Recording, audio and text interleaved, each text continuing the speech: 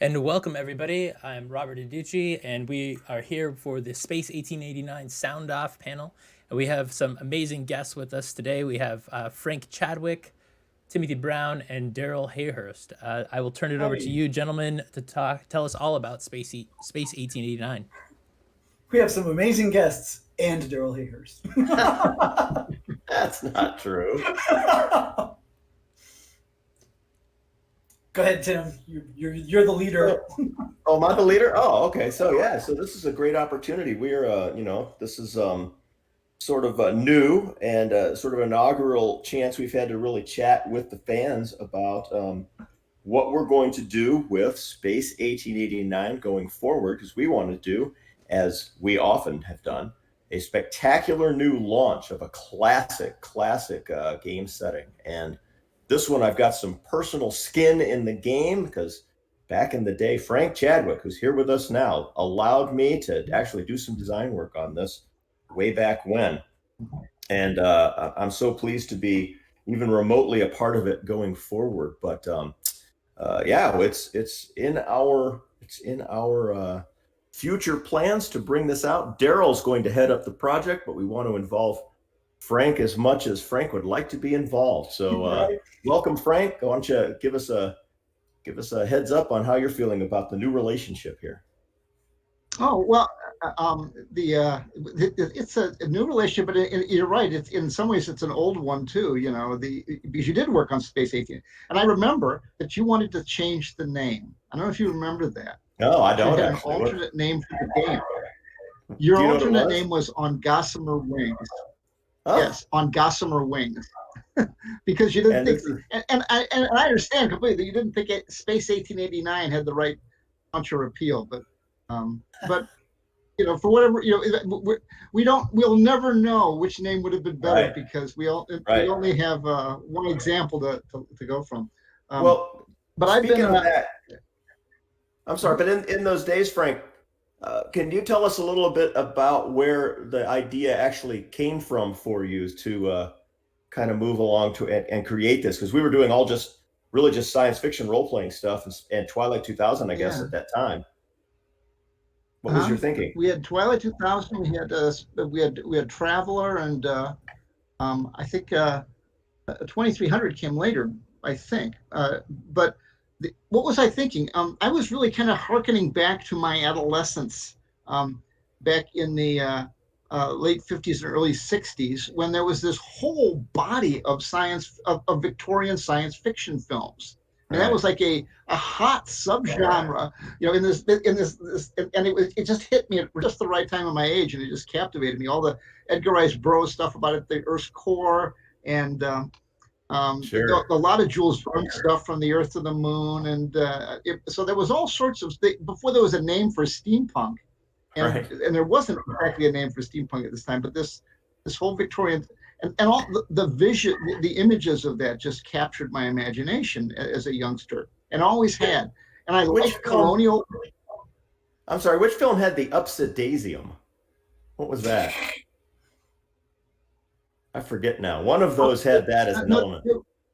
I don't recall if that's what it was called, but there was Oh, There's but the Cabaret. Yeah. first Men in the Moon had okay. Cavorite, yeah, Right. which was kind of, which is kind of like that. Um, and then of course the Absent Minded Professor had Flubber, but that's not really. Yeah. Um, Ups to Daisy, I don't remember. I can't remember right now. I'll look that Um, one up. yeah. The So all those films, the imagery just got this combination of mechanical science with this Victorian kind of stuffiness was just very appealing to me. And there's the whole aspect of colonialism and colonial exploration. Um, the Without getting into the seamier side of colonialism, which I think we probably will this time around because it's a little bit more grown up world now than it was when It we came is. out with that first game. I mean, the world's moved. Yeah. And we can kind of tackle some of those issues a little bit in ways that it didn't make sense to tackle at that time. But the idea of all those things kind of came together and just made sense to me. Um, and it was that kind of that image of flying ships. And I'll tell you, although it's not steampunk exactly, Edgar Rice Burroughs' Barsoom series, because of the flying ships, even though they weren't exactly Victorian ships, that image was like really powerful. So the space, you were there, Space 1889 really kind of started with the name, but the first game was Sky Galleons of Mars, which was, that was what launched it, was this game about flying Victorian ironclad warships in the air against Martian wooden-hulled, sail-powered and galley-powered ships. Right. Such a beautiful and evocative boxing game that drew me in. Remember, like, seeing it in like a gamekeeper window, and I'm like, I don't know what it is, but I must have it. Well, it had that great David Dietrich art as well. Loved it. Yeah, Dave Dietrich worked very closely with the design of the look of the game. You remember he came to the office a couple of times, and he would just sit there. We'd talk, and we're talking about it, and he's just sketching and sketching and sketching. And a lot of those things were originally meant as rough sketches were so good, they ended up interior art, interior color art in the game. He's still around. He's still doing. He shows some of his Space 1889 art still on the internet. I mean, he's just a terrific talent. There's always been a terrific talent. Yeah, for sure. And we got to get it. So that's where it came from. Tell us, Darrell, from your point of view. I mean, how you got into it with Sky Galleons, and how much did you play? Holding that box, I played it tons. Like that game grabbed me, in a way. And it was all it's funny, like, because now I'm mostly known for Torg, and I bought all the Torg, but the gag with Torg was you bought it, but you couldn't really play it. No one would play it with you.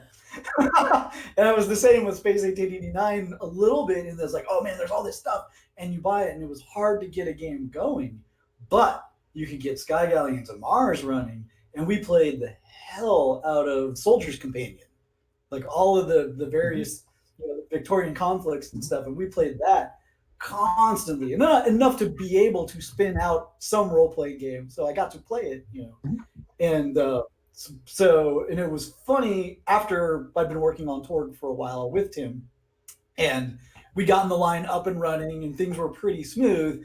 And Tim, as a good manager, knows you can burn out on this stuff, and so he's already kind of like laying the groundwork. So, like, what are you gonna do after Torg? And I'm, buried in it. Like, at this point, like, there is no after Torg. Torg is forever. And and he's like, so what? And it was great because he dropped it as a bomb. We're driving to the airport in Las Vegas, and he's like, so I've been thinking about Space 1889, and I was just like, you could, if it was a movie, you'd hear the record screech as I'm like, Space 1889? I could work on such a thing? Yes. Like, that's it. Really? Yeah. And it's funny, like, before that conversation, if you'd asked, like, was there a game that could lure me away, I'd have said no. And then as soon as he said Space 89, I'm like, oh, that was the one. That's the only one. That's it. Look what we did. Yeah. Temple of the Beastmen was another good standalone game. Yeah, it was great. That's when you could sit down. I even do a role-playing version of Temple of the Beastmen. I use Savage Worlds for it, and at conventions I'll play where everyone gets a Savage Worlds character based on the guys from the box, and I've got a map based on the tiles, and you go down and you fight the beast at the bottom. It's fun. Cool. So we're looking at it is. No, go ahead, Frank. I was just going to say, it's a natural role-playing situation. I mean, we originally thought of it in terms of a role-playing adventure.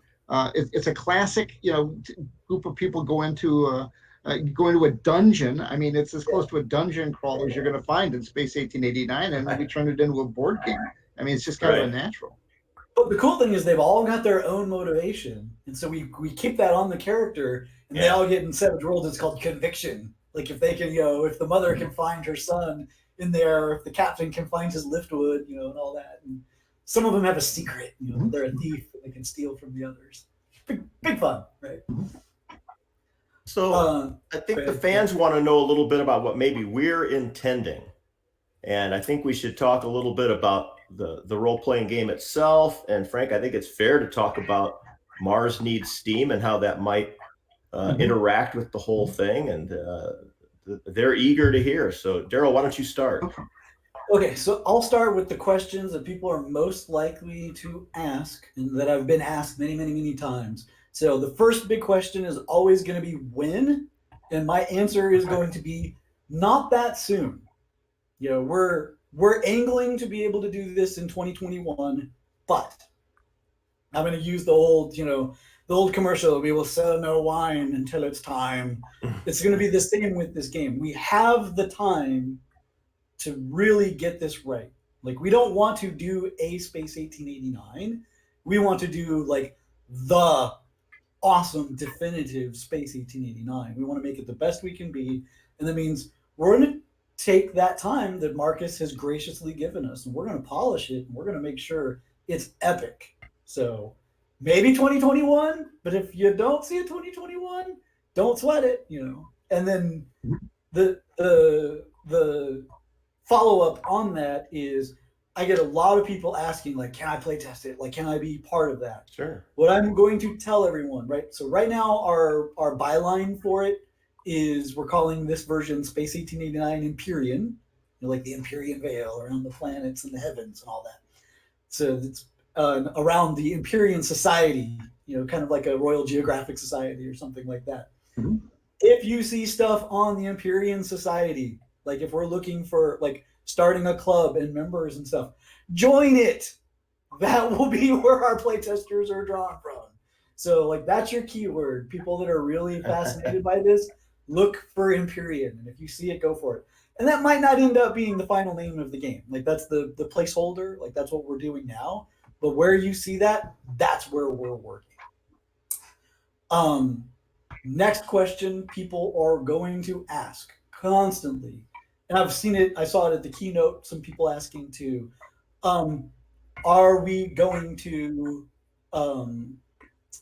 carry on what the Clockworks version was doing or do our own thing?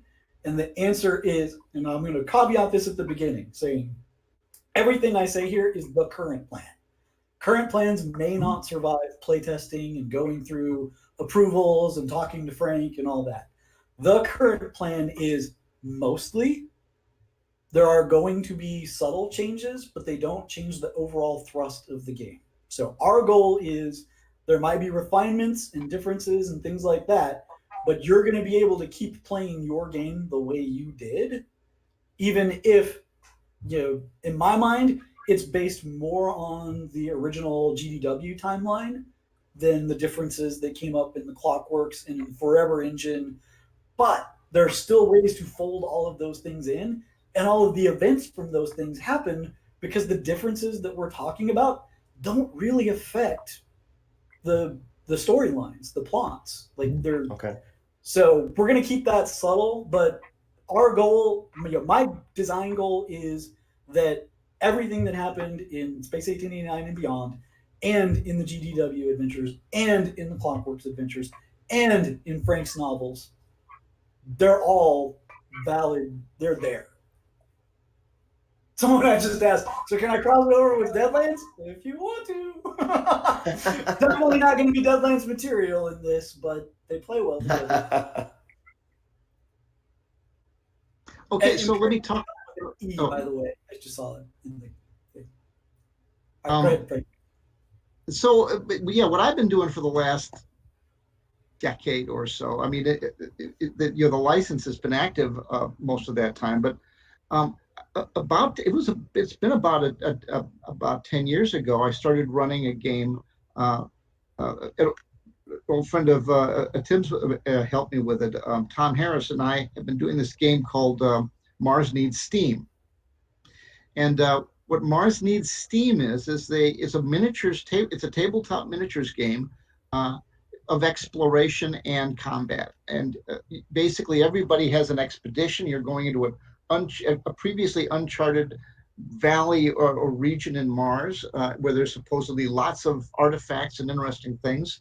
And your job is to go in and find artifacts and recover them and get them out and for victory points. But also you're going to have to fight the other. There's a lot of encounters to fight, and then there's the other players.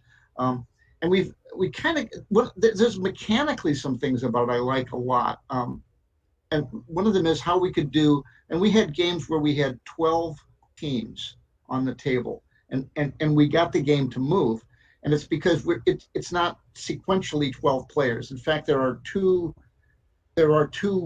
big mega factions, Progress, and we call it Justice, but I think we're going to call it Progress, and Freedom. So it's not like the good guys and the bad guys. It's just these, different ideologies. So, but in the game, you're actually so you can't shoot at the people in your own faction. So it's really just 2 turns. All the guys in Progress move and do their combat. Then all the people in Freedom move and they do their combat. You can't shoot at anybody in your own faction. They're the people you're competing against because the winners were the top scoring players in each of the 2 factions. So your opponents are really the guys on your side. And the other guys are just there as targets of opportunity to get more points by attacking and stuff. So the game, in that sense, flows quickly. It's got an interesting victory dynamic where nobody's really your friend, but some people can shoot at you, and other people are. The encounter system works really well. So whenever you have an encounter, there's a peril that you have to deal with, and then there's a treasure, a wonder that you capture with, and you have, in addition to your soldiers, you have scientists and explorers and Martian shamans and things like that, and they all give you different advantages in some of the encounters, and they also give you different advantages in victory points on the wonder. So if you have gems, if you have a geologist along, you get more value victory points for the gems because the geologist understands which ones to take or whatever. That sort of recognizes the value of the ones you're collecting.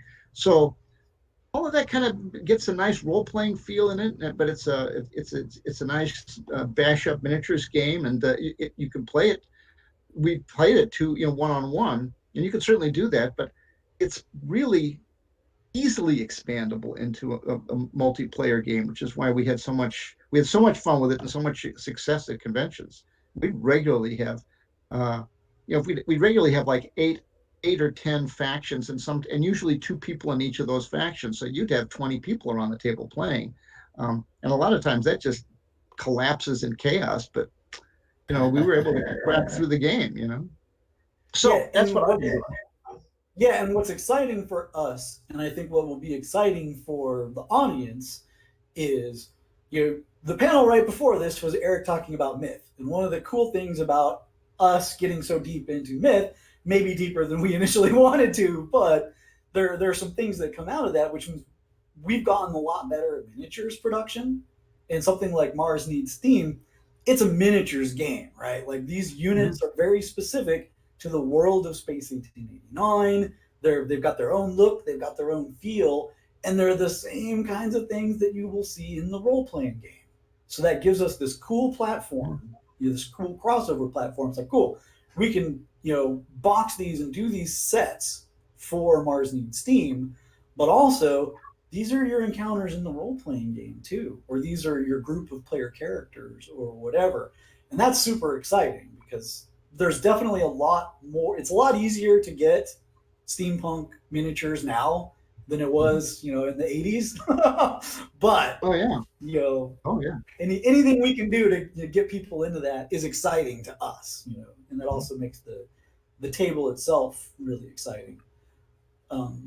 There's a stream of questions in the chat asking about the system, and again, and also the timing for playtesting and things like that. So, with my usual asterisk caveat, what we are working on right now is what we did with Torg Eternity, where we took what were the classic elements of the original system, simplified, streamlined, modernized, basically take everything that's good, add a few new elements to try and make it more inviting to reduce entry barriers and things like that. That's what I want to do with the GDW original version. Now, on the table, when we're going to be crowdfunding, I think our stretch goals are definitely going to be dual stats for Savage Worlds and Ubiquity. because they're both fantastic systems, right? Like, and they've got their fans, and we don't want to leave people out. But I also think a lot of people are, to me, when you do a role playing game, the mechanics need to, they tell you something, they inform the setting, right? And Space 1889's mechanics need to my mind, they've got to scale, because the stories that we're telling, we're going to be fighting on cloud ships, right? Like, that's the cool stuff. We've got to, so they've got to integrate, like, oh, we're going to have tea, at the club, and that's going to be like a thing. All right, we got to be able to do that. Then we're going to fight on the cloud ship. We got to be able to do that. Then we've got to travel through space. We've got to be able to do that. Then we got to climb a mountain. We've got to be able to do that. And then we've got to have a small unit skirmish where we're leading bands against high Martians or whatever. We got to be able to do that. Zoom in and out. And I really think the original skeleton is what we're going to go for, and then add some, I think, pretty unique and interesting elements. And if we're really lucky, it'll lock in enough with Mars Needs Steam that they'll feel similar, or it'll be very easy to switch between the two, or have, like, oh, I know how I can stat my RPG guy in Mars Needs Steam. Like, I give him this ability, bam, off we go. And vice versa. That's what we're aiming for. And people I know are worried when we say 2021. It's like, well, there's not a lot of time to test something like that between now and 2021. The closed alpha is basically starting within the next month.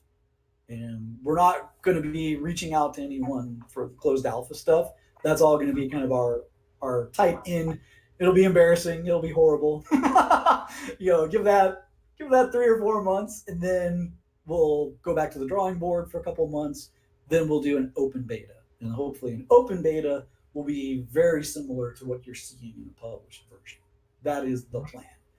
So what are we taking from that GDW one? D6s, I think, are a classic element. Like Sky Galleons and Soldier's Companion and the RPG and Mars Needs Steam are all based around D6 rolls. I think we're going to keep a very similar 1 to 6 attribute scale. I think Cascades were a brilliant thing that the original game did, and we're going to work those in a pretty interesting and creative way, I think.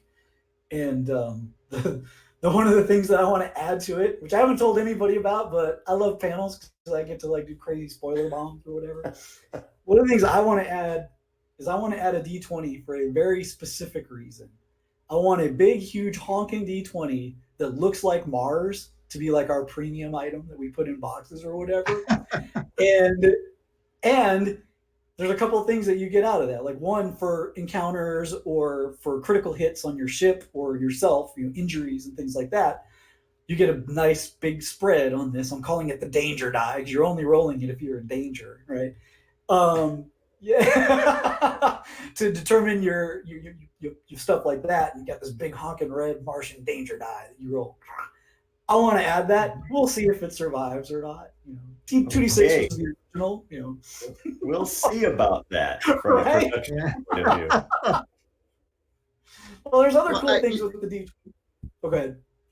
I was just going to say that when we did the Space 1889, it was a time when mechanically role-playing games were getting very, very dense.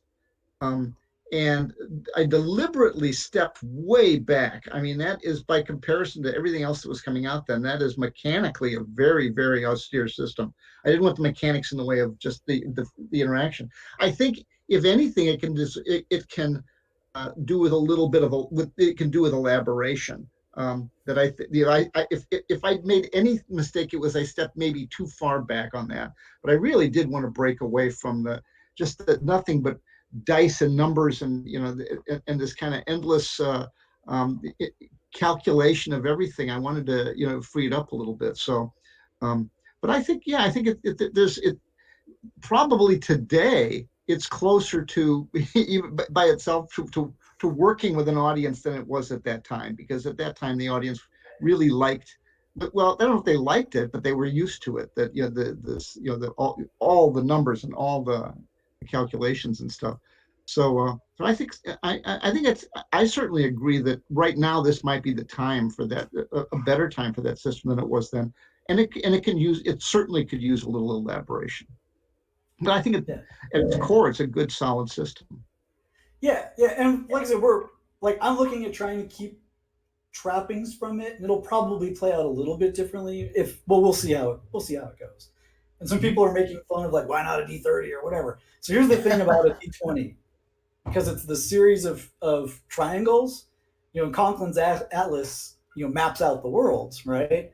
And the cool thing is you can unwrap the triangles from a D20, so your D20 is literally a planetary map.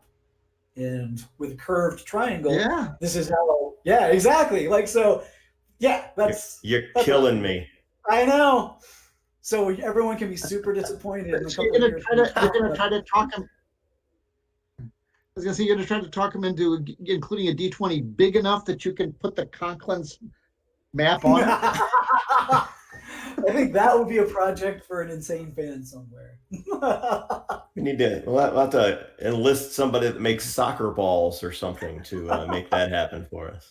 Well, and I think if you look on Etsy, people do these Yeah. D20s. I think I've seen them for Mars and Earth and things like that. But that's what made me want to include it, because I think it's just a cool thing. So from my point of view, what I want to know, and I don't know if the people are asking in the chat, but if you haven't been keeping up on all of the Clockwork stuff and everything else, just in a nutshell, what's going on when our game starts? What's going on the moon and on Venus, and lastly, what's going on Mars? So the way I want to approach it, similar to what we did with the restoration of Torg, is I want to move the game a little bit forward. So this makes it tricky because it's called Space 1889, but we've been in the year 1889 for a while. Quite a bit. On Gossamer Wings wouldn't have had this problem. You're right. You're right. So we want to move it forward, and when we talked, the thing that excited all of us about it is the sense of discovery, right? Like, we want to move the game away from your typical adventure is not the British crown is in trouble, we've got to rescue them. No one really cares, right? Like, whatever, the British can go hang. Sorry, any British fans out there. But what we do care about is what's over that next hill. What is beyond Mars? Wait, there's a lot of stuff going on in space too. Like, part of my job is to make space travel a bigger part of the game. So there's many more things happening when you're in your aethership traveling between the worlds, and we can get kind of weird with that, right? And that'll be fun. But so discovery is the main thing. So in moving forward a little bit, part of the enjoyment of the game will be, how did things change in this last couple of years? And this is how I'm pretty confident we can say all of your original source books totally work. That's what was there in 1889. But things might have, cities may have fallen, or, a new prince emerges, And that is what makes it inviting for a new player. So an old player can rediscover it. A new player doesn't need the original background to get their feet wet and go in. And then they can go discover that past history, as they get deeper into it. And I think that's super exciting. And people are asking about reprints and things like that. I can't talk about reprints, and I can't tell you that something is coming on the digital realm very, very soon that people will be fans of the old game, both Clockworks and GDW, who don't maybe have this material already. Keep your eyes open. In the next probably couple of weeks, you will see big things happening. You heard it here first. Wow. You heard nothing.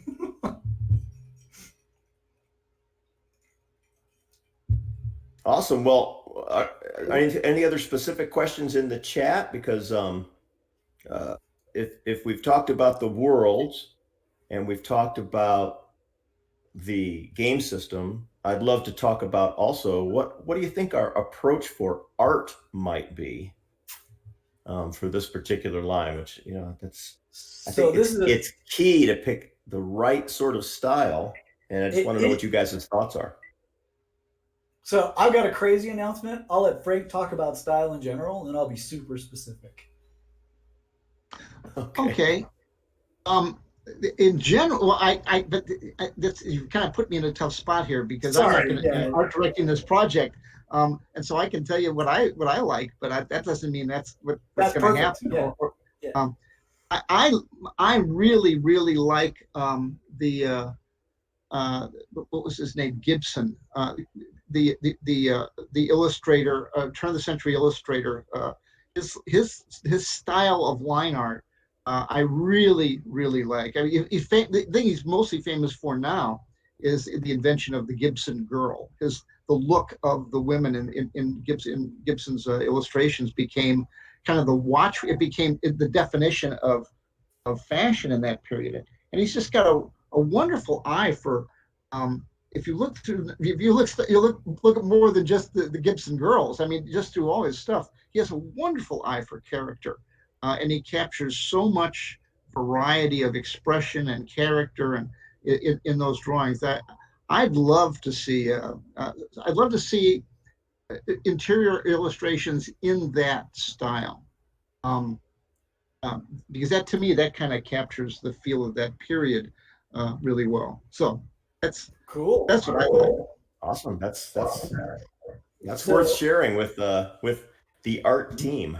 right, yeah, no, that's exactly it. So my announcement is that we have a person now that is going to take over the art director reins, and this is actually something that's we're behind on. This was something we were supposed to have already, but we had some personal disasters for people that were working on it. And this is the great thing about having the time. It's like normally this would be like, oh no, this is a huge setback, but as things are, cool. We can wait. I'll keep banging on rules, and we'll get that look because I think the aesthetic is so critical. It's so much of the game, and this is true like in steampunk as a whole. Like you ask someone what steampunk is, they talk about the look. Like Right. there's almost nothing in the storytelling like itself that comes out of that. It's about the aesthetic. So it's incredibly important to get the aesthetic right. Our art director is a guy named Christoph Grobelski. And you may not have heard of him directly, but you've probably heard of the last thing that he was a big art director on, which was for this little company called CD Projekt Red and these games called The Witcher. Witcher, so great. I mean, and if you've looked at the art books around those and the designs within the game and how evocative they are and how much they bring out of the world, I think we couldn't have found anyone better. Like I'm super excited to work with him and hand him like, all right, so here's what we're looking for. Like we know, and steampunk itself, has mutated in the last 30 years. Do we lean into that? Do we push away from it? Like, I think we lean into it, right? Like this is the steampunk game. This is the godfather of steampunk. We should get everything back. All the rest follow Space 1889. Right. Yeah, and it was the first steampunk game. It was. Well, we didn't know it was steampunk because the name hadn't been invented yet. But yeah, it was the first Victorian science fiction game. And I think you're right. I mean, there's been an awful lot of movement, particularly in design and fashion. I was talking to someone at a party. This was about a year ago, and we got talking, and she had heard of steampunk when she was astonished to find that I had designed a steampunk game. She had no idea there was such a thing as gaming in steampunk. Right. Or science fiction books about steampunk. She was a fashion designer. She knew fashion. She knew steampunk. She had no idea that it existed outside of fashion. So that's the foothold that it had, that it got. So much so that it's kind of almost left its roots not behind, but it certainly reached out of the original the kind of ghetto that it grew up in. The game, so it's and you're right. That's got to be part of the look as well.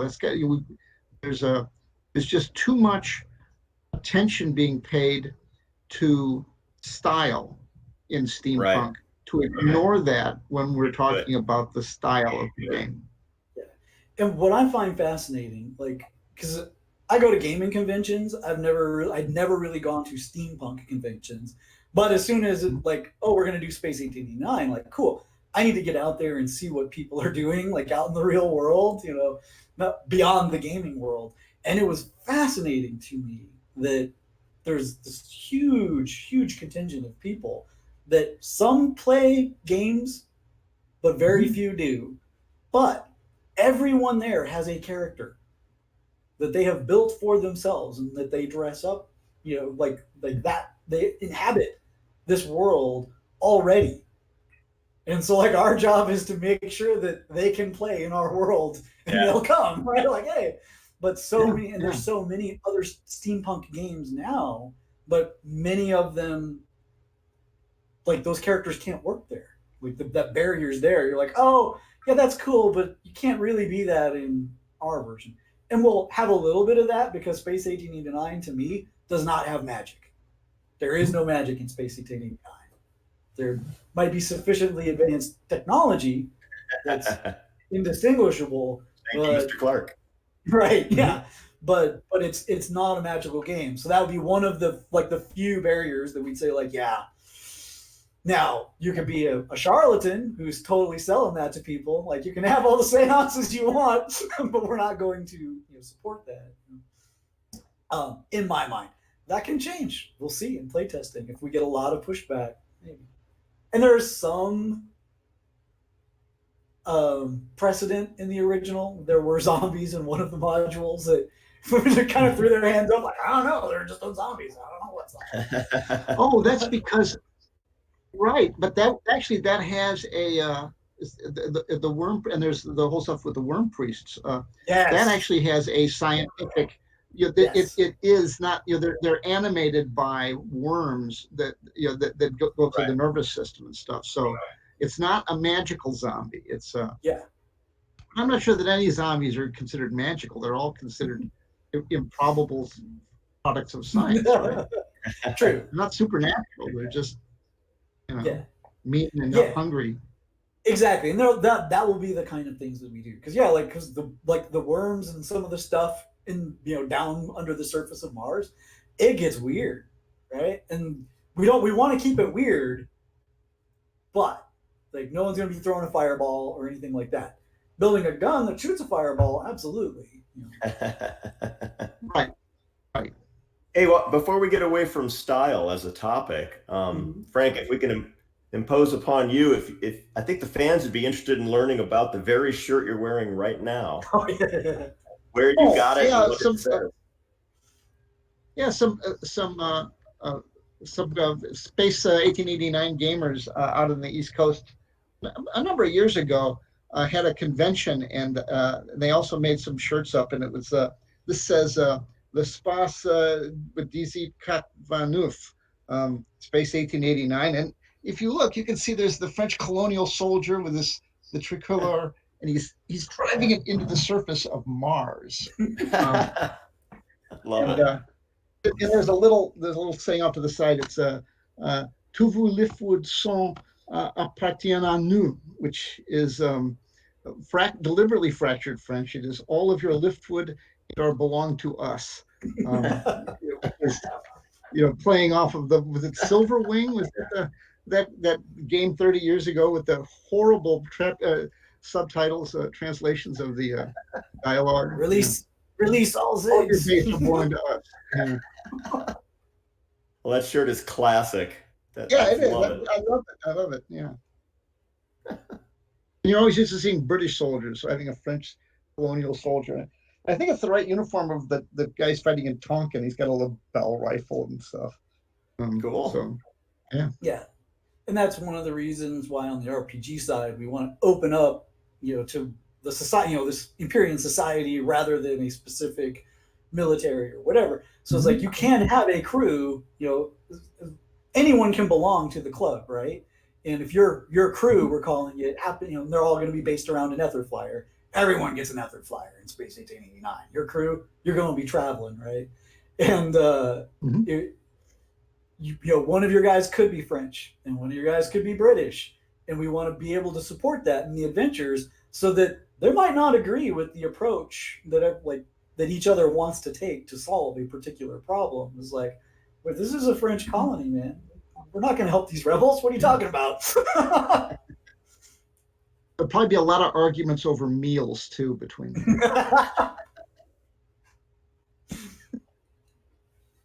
So given all of that, so I think we've given people a pretty good idea of the overall broadest level of approach and some timeline when they could expect to maybe get involved in a beta if they are so inclined. But I think there's a lot of opinion out there about the game itself and things that people might want to see in it. Is there an avenue that anybody can get some information to you, Darrell, if they had strong feelings about something they want to see in the game? So that's actually a question I don't know the answer to at the moment. So Okay. we've got our feedback, our general feedback line. I could give out my email address, like No, we don't want that. right? Like I could, like that's the best way I could think of to talk to me about it. A lot of Russian bots watching this thing right now, man. Right. So but that's why I want to get that place created, that Empyrean Society, for people to get involved. And we've got some precedent for Discord servers being started. Like I could do it that way. But that's we're getting close enough to where we want input to where now that's a question. So that's I think we need to stay tuned. We should do that, and we should probably get a page on our website whipped up that just has a little bit of update now and then. And with that, we're not doing the forums anymore, are we? No, I think we've learned our lessons. Exactly, that would have been the place, but now it's like, oh, well, I'm not quite sure. But yeah, with regard to all of that, go ahead, Frank. Let me just, when you guys at some point or another, we'll get that up so that people can do it. Let me address something to the audience who is maybe interested in suggesting stuff. And it's a little advice from somebody who sat on the other side of the input torrent for years. Whenever I got letters from somebody that gave me like 30 things that they thought were important, I never paid any attention. I mean, laundry lists are a dime a dozen. I don't need a list of all the things I haven't done yet. I know. But when I got something from somebody that had one thing in it that was what was really important to them, I always really paid attention to that. So bear that in mind when if you kind of want to have an impact on this thing, that one or two things that are really important to you will probably get more attention than a list this long. Now maybe it works different for you guys, but that was always my reaction to them. No, it's the same. And usually what works the best for me too is when someone doesn't.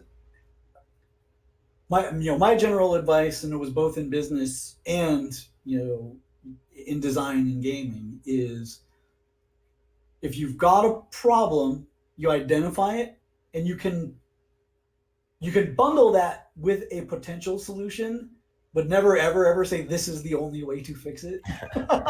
Like if you do that, it's like, okay, whatever, you're wrong, moving on. But you hit a nice medium area if you say, all right, this I think is broken. Here is a way to fix it. That means you've thought it through, and we're like, oh, okay. Like I'm taking notice of that. Like that makes sense to me. When you just say this is broken, I go, okay, well, great. Like I'll think about it, but man.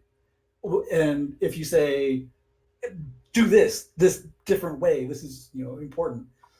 Okay, maybe not, but couching it in those terms is a great way to really make an impact on a designer, on anyone really at any level of business. Yeah. Well, I think in closing, because we're getting close to our end time, I think everybody should we'll go around and have closing remarks. We'll make this really official here, but I'll start and just say that I'm so pleased to be involved on any level again with Space 1889.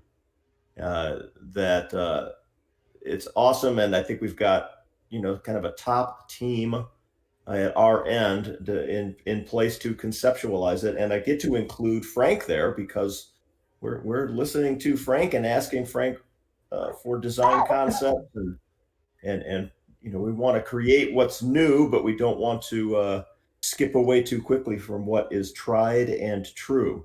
So I'm pretty excited about the possibility. I think our art direction is going to be surprisingly effective. Let's get a link up to the Witcher art and some of those things for fans as soon as we can.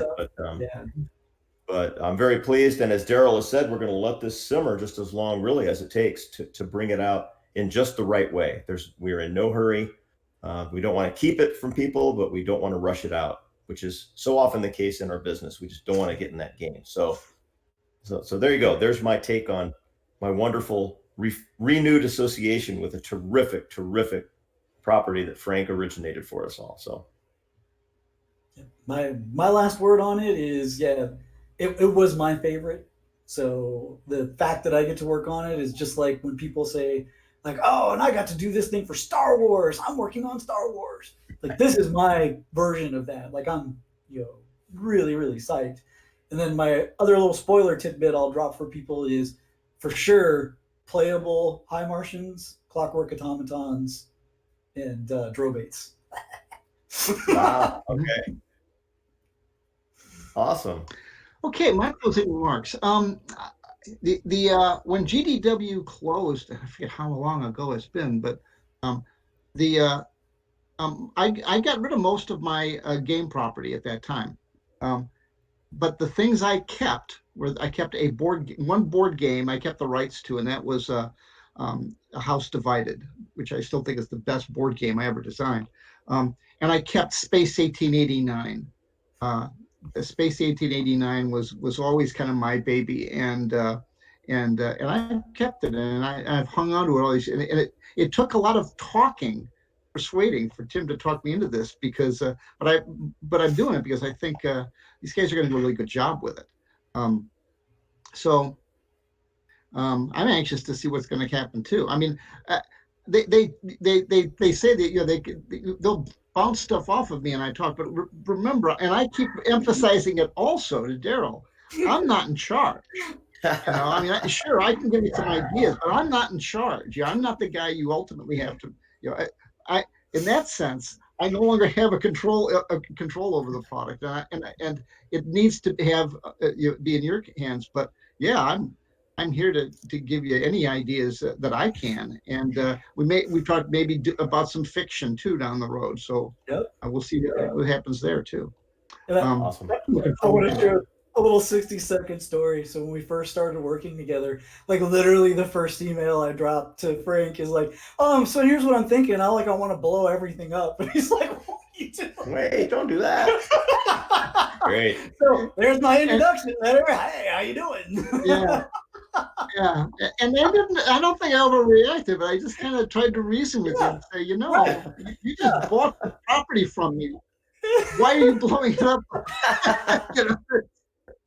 Don't you? Like, what did you get that you're going to actually use? Right. So, and Tim knows, and that's my instinct. And Shane's in the chat room, and he knows that's my instinct too. And I'm like, yeah, you talk me back from the ledge. Like, oh no, right. There's totally other ways to go. Like, all right. Well, watch for the unblown up, far improved version coming to a gaming table near you, maybe in 2021, but we're not committing. But keep an eye on things, because like Darrell said, we'll have playtest materials and we'll share art and a lot of design documentation as we go along. So I think that's good. If there are no other pressing questions from the chat, then I think we can just basically sign off. Yeah, thank you everyone in the chat for showing your interest in Space 1889. Big stuff coming. Thank you so much, Frank, for making the game and being here. Tim, ditto. Thanks to all the fans. I hope you have a good rest of your evening. Stay tuned. There's lots more coming up on our channel here and plenty more going on at Ulysses Online Con 2020. Thanks so much. Take care. Hey everybody, it's Robert Aducci. I just wanted to jump in real quick. The next show at 6 p.m. Pacific time here in about 10 minutes is Myth, Tales of Legend with Ross Watson and J.M. Defoji. So join us, go grab a drink, go use the restroom real quick, come back in 10 minutes and see the next one. Thanks.